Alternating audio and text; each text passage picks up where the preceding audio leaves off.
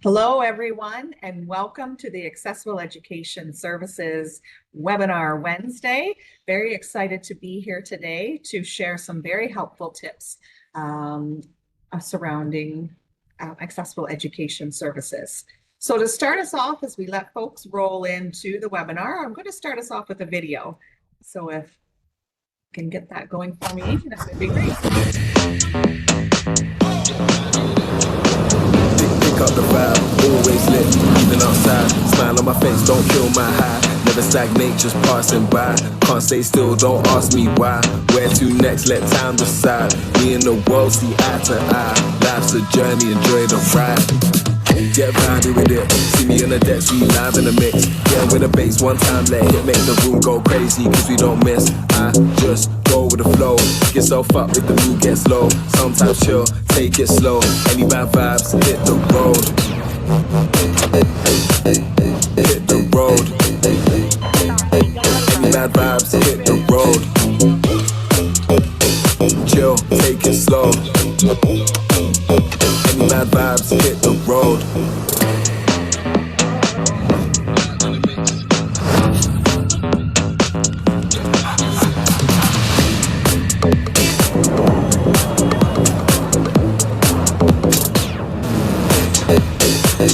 Hit the road. Chill, take it slow. Any bad vibes, hit the road.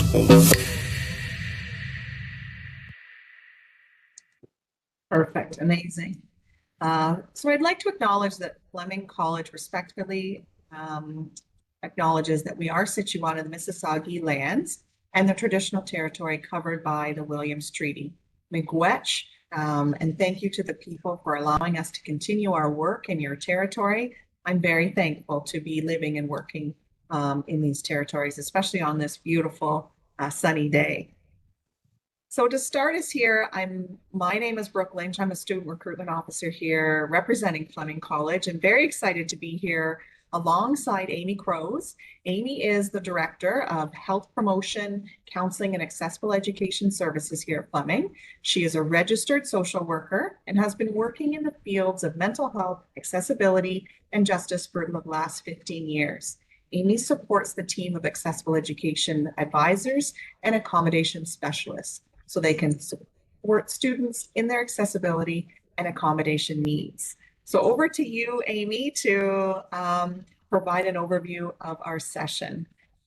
Perfect. Thank you, Brooke.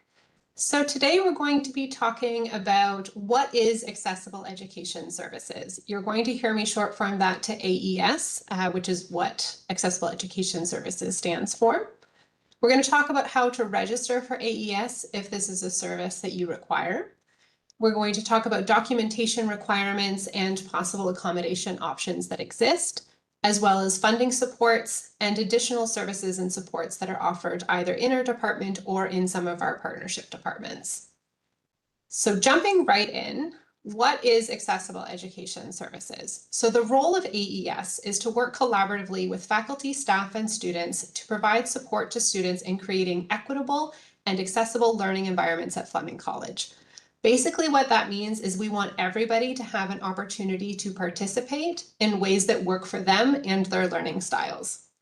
We are firmly rooted in our commitment to respecting the dignity, integrity, and autonomy of students with respects to which services they choose to use. Nobody's going to force you to participate in anything that you don't want to. We have AES advisors and accommodation specialists that are here to meet with you to discuss your disability and human rights related needs, and they will help you develop a plan to support you with accessing your education. This can include accommodations to level the playing field and eliminate barriers. What I mean by that is that sometimes people see accommodations as giving somebody an advantage. We do not see it that way. There are different people who come in with lots of different needs, and what we do is we take away any barriers that stop them from being able to participate the way that any other student would want to participate in their classes. All of our services are free. You don't have to pay for anything. They are confidential. We don't tell anybody your business unless you ask us to, and they are totally voluntary. Nobody's going to force you to do anything that you don't want to do. So who should contact AES for support? Anybody can contact us for support. We'll talk to literally anybody who wants to talk to us, but we definitely suggest that you reach out to us if you are a person that had an IEP in high school. Those are the individual education plans because it identifies that there might be some learning needs that you have that we can assist with providing accommodations for. If you have a diagnosed disability or you think you might have a diagnosed disability that will impact your ability to learn or engage with the college environment. So for example, that disability could be a physical disability. It could be that you are a person who uses a wheelchair and we need to make sure that you have access to all of the different floors, all of the different classrooms, that computer labs don't have things in your way to be able to actually physically get access to space. It could be that you have a learning disability or an intellectual disability or a medical condition where any of those things are going to impact your ability to learn or engage with our college environment. Also, if you have a temporary concern that is impacting you. So for example, maybe you are out playing sports and you hit your head really hard and you got a concussion. That concussion, hopefully for you, will have a short period of recovery, and then the symptoms of that concussion are not forever for you. So you might just need accommodations for a short period of time and then not need them later on. We would still help you provide accommodations so that you continue to get access to education, even if you are in the middle of dealing with something that might interfere with your studies. If you have needs that are related to a protected ground under the Ontario Human Rights Code, where you don't have equitable access because of a rule or process that interacts with a protected ground. Basically, what that means is that there are things that are not necessarily related to disability. So for example, gender is one of the protected grounds and pregnancy falls under that. So if a person is pregnant, they might have to miss classes because they have to attend medical appointments. Or if they have an infant and that infant is breastfeeding, they may need accommodations to make sure that they have an opportunity to breastfeed or pump. That's not disability, but it is a human rights.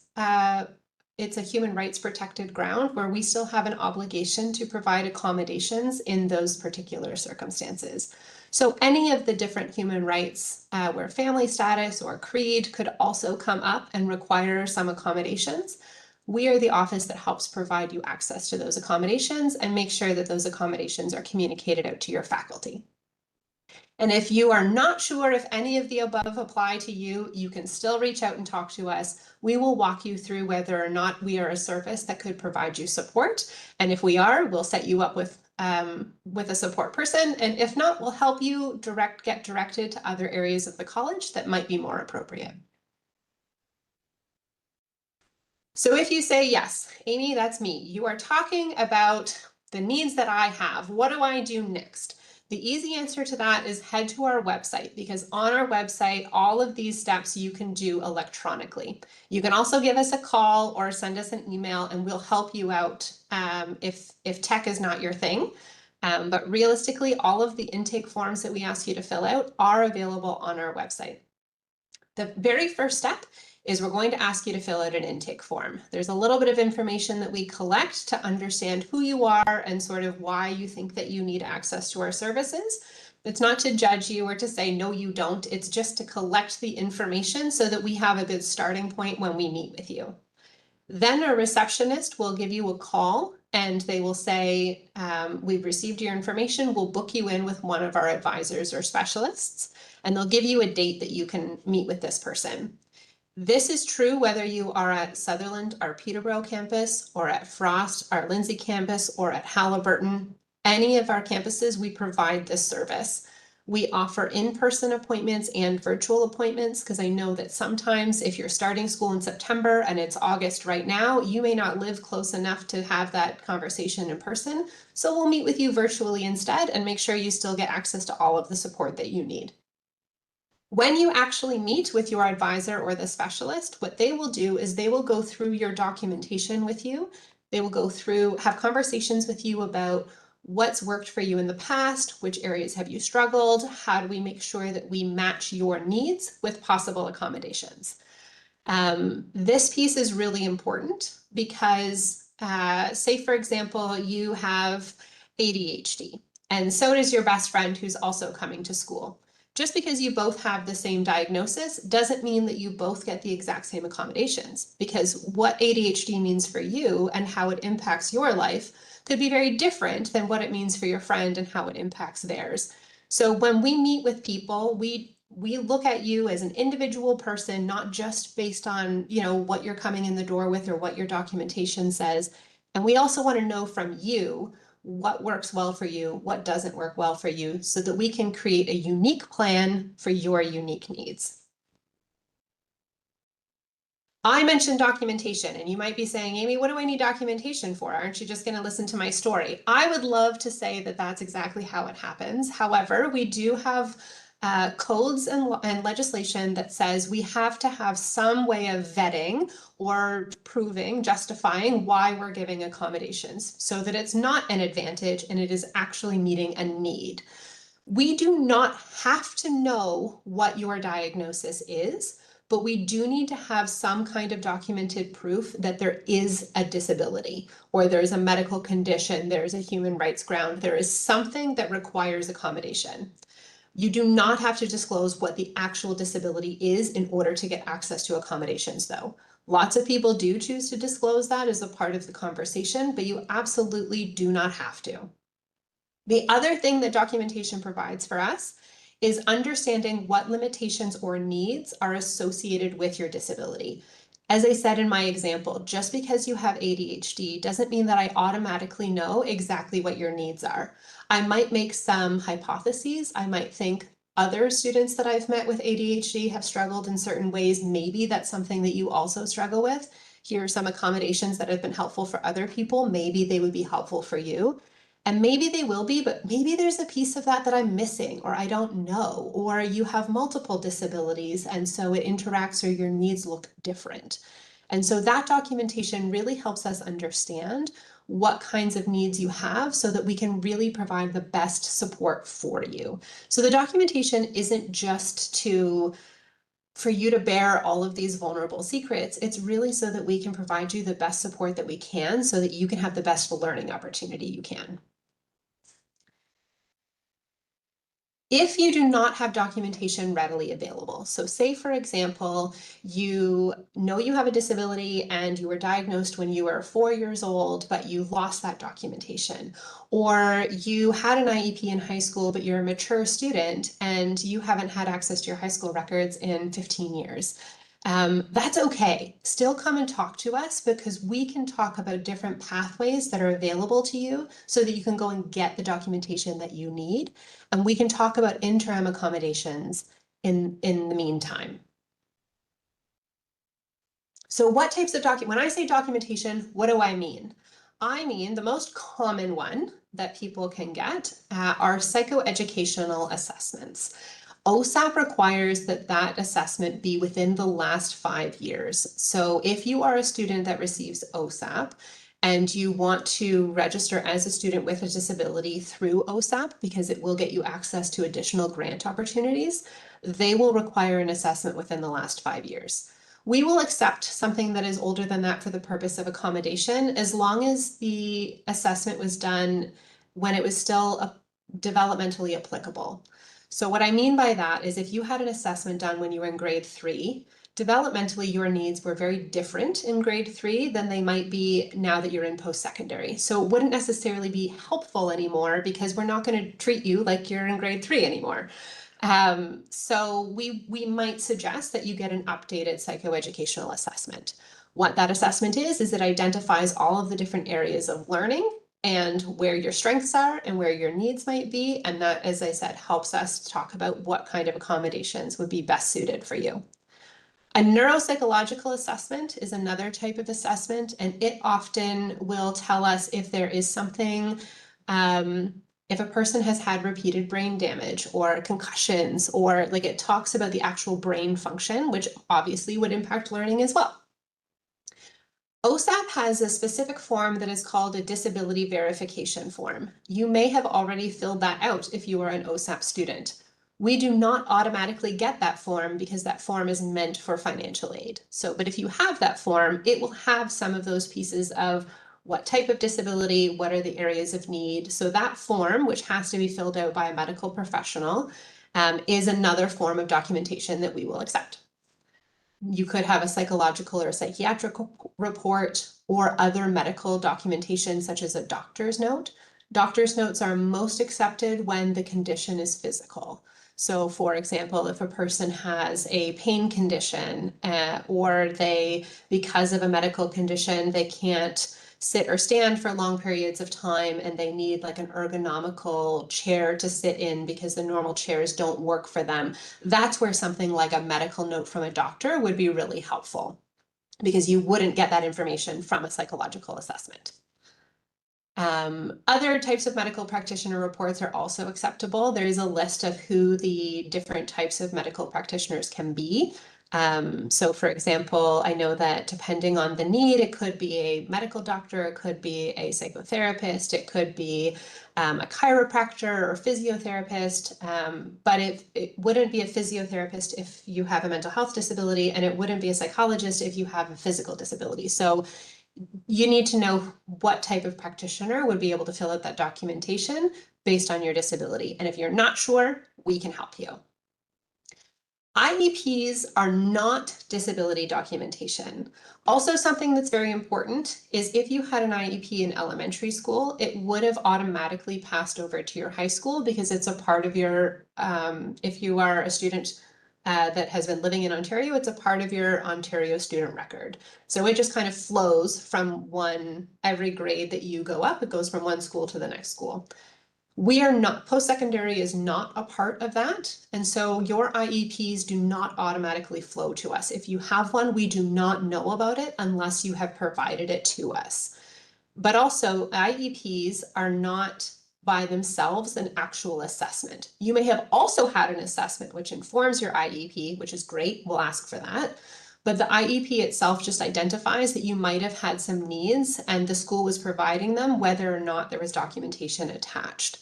So if you had an IEP, we might still say, I'm going to need some more additional documentation, but still provide that IEP to us because it helps us understand what kind of accommodations you have already had, and we can put interim accommodations in place. When I say interim accommodations, what we will typically do is we'll give you 1 semester with some accommodations based on the needs that we understand. And then in that semester, our expectation is that you go and get the documentation that we need to support those accommodations continuing for the rest of your course study. Also, I'm giving a lot of information today. All of this information is also available on our website. So if there's something that you weren't quite sure of or wanted more information on, that's another really great resource to go to. I just had one question, Amy, while you're moving through the Sure. process there. So is there a fee associated with the psycho educational assessment Yes, there it's is. prior to the 5 years for OSAP? Yes, so there are. I'm going to put a pin in your question because I have a slide coming up that will directly address that question. So we'll Perfect. get there. Thanks, Yeah. Amy. Great question though, because it's a question I think most people have. But before I get there, I'm going to talk about what actually are accommodations. So I keep saying, we'll help you get accommodations, we'll help you get accommodations. So what do I mean when I say that? So academic accommodations are adjustments to how you access or participate in a course or program. They are designed to remove a barrier that exists at the intersection of your functional limitations. So what are your needs? And there's a part of the course that you are going to struggle with because of those needs. So how do we help you make sure that that barrier is removed and you can actually participate fully in your program? They are always individual based on what your needs are and what the program requirements are. Academic accommodations ensure that you have equitable access to education. They do not guarantee success. So if you come to me and we give you accommodations and then you are not successful in your program, that's not because you didn't have equitable access. We can't guarantee you a pass just because you have an accommodation. But what we do provide is access. Accommodations cannot provide an unfair advantage over other students. So that's where that documentation piece comes into play. We don't just give everybody the exact same accommodations. We give you accommodations based on what your need is so that we're removing a barrier, not providing an advantage. They also do not alter learning outcomes or essential program requirements. So for example, if there is an essential program requirement that says you have to do a placement, we can't just say you don't have to do a placement because it's an accommodation. If that's an essential part of the program requirement, you still have to do that placement, but we can put other accommodations into place that might make that placement more palatable for you, or something that you can actually participate in wholly, so that you can meet that program requirement. Academic accommodations do not lower the standards of a course or compromise academic integrity. So you still have to show up, you still have to do the work, and you still have to make sure that it's your work that you are doing. So everything about the college experience is the exact same. We've just maybe removed some barriers to make sure that you have access. That's what accommodations are or are not. An example to kind of make this feel more real is, say, for example, a student has presented to us with a psychoeducational report that says they have a learning disability in writing, and specifically their functional limitations when it comes to written expression and spelling. So those are the areas that they have some limitations. So if they're going into a course, for example, this course requires writing notes when you're listening to lecture, there are written tests, and there are written assignments. So possible accommodations that we might put in place when this is the type of presentation that comes forward. Again, we would talk to the student about what works best for them. Maybe they have extra time in class for written activities because their writing skills are limited, so it takes them longer to actually write out their answers. Maybe they get their slides and notes provided by the faculty, or they record their lecture so that they don't have to try and write notes as fast as the lecture is happening. Or maybe they have access to a computer while they're in class so that they can type their notes so they're not having to handwrite. All of those would be very appropriate accommodations where that student is not getting anything extra. It's not compromising the integrity of the program, but it's giving them access so that their learning disability doesn't stop them from being able to participate in the classroom activities. There could also be test accommodations. For example, extra time on tests if you have to handwrite, or a scribe for written tests. What that means is that you say out loud the answer and somebody else writes it down for you. Or access to a computer or a dictation software. Dictation software is the same as a scribe, except instead of it being a person that writes down your answers, you speak into the computer and the computer writes out the answers. Additional services that we might suggest for the student is, if we're giving them dictation software, we might say, meet with our assistive technologist, and they will be able to help you understand how to use the technology that we're putting in place for you so that it's not a barrier to you moving forward. Because there's nothing worse than being given an accommodation and then having it be not useful because you don't know how it works. So there's a person that will help support you in understanding how that all works.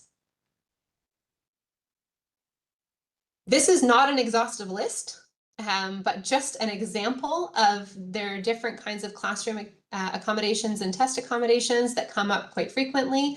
That could look like due date extensions, disability-related absences. Those are really common when people have flare-ups that they don't have any control over. So if, say, for example, I had a disability and then my disability flared up, that week I might be really impacted by my disability and I might need to be absent, but that doesn't mean that I can't come back next week because now the flare-up is gone. But I need a bit of leeway for the week that I'm away because of that flare-up of my disability. Recording classes, advanced copies of notes, ergonomic setups.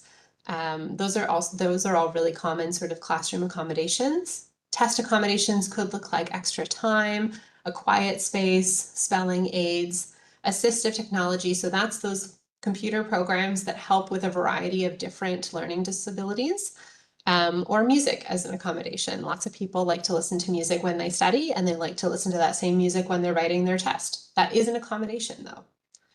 It could look like different types of assistive technology. It could look like alternative textbook formats. So if you get your textbook and it's a paper copy, maybe you need a digital copy so that the computer can read it out to you, and that's a part of your accommodation. Accommodations could look like a reduced course load. College is hard. And when you have a disability, it can make it a lot harder to keep up with all of the things. And so maybe taking what would be a 2-year course and pushing it out over the course of 3 years, so you're doing a little bit less each semester, can make it more manageable so that people can be successful. That could possibly be an accommodation, and it's a reduced course load. ASL interpretation. So for people who are deaf or hard of hearing, having access to interpretation means that you actually can get the course material when the course material is auditory or happening out loud. Retroactive accommodations are something where, say, for example, you have that disability flare-up, but we didn't have disability related absences already as an accommodation. You come to us and say, hey, I missed a test last week. I had a disability flare-up. Here's my documentation to support that. Can I retroactively, like, as if I'm going backwards in time, can I get access to an accommodation even though I didn't set it up in advance? And there are certain circumstances where we would be able to support that type of request and make that an accommodation as well. Again, not an exhaustive list. There are lots of different things. And everybody's needs are going to look different, but I'm just trying to give you a few examples so that you're aware of what's even possible when we use the word accommodation. This is answering your question, Brooke, around funding support options. So psychoeducational assessments are not done in-house at Fleming. We refer people out to one of our providers. We have different providers depending on which community you are in. You can also go and find your own provider if that is something that you are comfortable with. There is a cost associated with getting that assessment done, and different providers will have different costs for that assessment. And they can be pretty expensive. We're talking about a couple of $1,000s in order to get a really good assessment that will identify all of the different areas of strengths and needs and recommendations for what accommodations might be appropriate. So to help support students, there are a couple of different ways that we can do so, depending on if you are a domestic or an international student. There are different options available. So for domestic students, there's the Canadian Student Grant for persons with permanent disabilities. Permanent meaning that you have a disability that is not temporary or interim. It will not go away. It is something that will be lifelong. There is a maximum amount of aid that is available, and you apply for this grant when you apply for OSAP. So this is something that you have to do on your own when you're applying for OSAP. And OSAP will require that you submit that disability verification form that I talked about earlier in order to be eligible for that grant. Once you're already in school, and say, for example, we say, I think you're going to need an updated assessment, or you don't have an assessment, and we say, you're going to need to go get an assessment. There's the bursary for students with disabilities. And that is something that we help you apply for. So it is not at the same time that you apply for OSAP, but you do have to be OSAP eligible. So these grants are only available to students that have financial need. So all you have to do is be eligible for $1 of OSAP. Whether you receive the OSAP or not does not matter. You just have to be eligible for it. As long as you are eligible, then we help you apply, but it is a specific request grant. So if, for example, you needed access to technology, so maybe you need a digital recorder so that you can record your lessons. We can apply for funding for a digital recorder through this grant. If you need access to an assessment, we can apply for the funding for the assessment through this grant. You have to apply for this grant within the semester that you use the funding. So there are timelines that are attached to this. I always say the earlier in the semester, the better, because if we don't get the funding until the end of the semester, you don't have enough time to necessarily go and get that assessment done before they might yoink the money back, because it has to be used in the same semester that you apply for it. So earlier is always better for literally everything when it comes to assessments, when it comes to accessing services and supports. Always earlier. Don't wait until it's too late.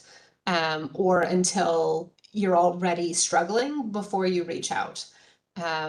We are here to help you. We are here to provide that support, and we're ready for you. You just need to come and see us because we don't know that you exist unless you tell us that you do. So the Canadian Student Grant, you apply for with OSAP. The bursary for students with disabilities, we help you apply through our internal channels. For international students, these same bursaries, because you're not eligible for OSAP in the same way, there is the More Care Insurance Plan, which every international student has access to that health plan. And there is coverage supports for students who need to pay for assessments. International Student Services owns that insurance plan and would be able to speak in more detail about how to gain access to that coverage. But otherwise, we would provide the same support in getting you access to providers to actually get that assessment done, but the payment would come through the insurance company instead. Does that answer your question, Brooke? Yes, that's perfect. Thanks, Amy. That's a Right. question we often get, so that was crystal clear. Excellent. Okie dokie. Lastly, other services and supports that are available on campus. When a student has disabilities or requires accommodations, or can benefit from accommodations rather, sometimes accommodations are not the only support that you need. These services are available to any student everywhere, but I always like to highlight that they are available on campus because everybody doesn't know about it. And these things, when accessed together with accessible education services, can be really helpful to promote student success. So we have counseling on campus. And all of these things, by the way, all of these things are free, confidential, voluntary services. So we have counseling, we have learning strategies. Learning strategies is a part of the the AES team. So one of the accommodation specialists would be the person providing learning strategies. So if you say, okay, Amy, I have dyslexia and I know that it makes it hard for me to read, but I don't know, other than accessing accommodations, I don't know what strategies would actually make it easier for me to support my learning because I have a lot of reading that I need to do. Learning strategists will work with you to sort of think about, okay, here's a strategy you can try, see if it works. Here's a strategy you can try, see if that works, and really help you build skills towards your own education. To learn about learning, basically, is what that is. We have tutoring. We have our testing center. So sometimes writing a test with the rest of your class is not going to work for you. And so writing the test in the testing center could be helpful. And that's an accommodation we can help provide. We have student success advisors. Don't know how to use D2L, getting overwhelmed with when all of your due dates are. They're great people to help support organization and some study strategies, etc. We also have health services with access to doctors and nurses. And so that's where if you need vaccinations or you might need a doctor's note, like those services also exist on campus and can be very helpful for students who also are accessing AES. And so that is the end of my presentation. If you are looking to reach out to us for any reason and you have any questions, our email address is caes@flemingcollege.ca. That stands for Counseling and Accessible Education Services. We kind of lump it all together, and our receptionist will serve both of those different services. And so feel free to reach out and ask us any questions. Take a look at our website. We are happy to help you. That was amazing, Amy. Answered a lot of even my questions in my role and provided clarity for students who need to access these services. So thank you for your time and for sharing that information. Also for folks that are interested in booking a campus tour or connecting with a member of the student recruitment office, you can email that email, askus@flemingcollege.ca. So thanks everyone, and have a great day.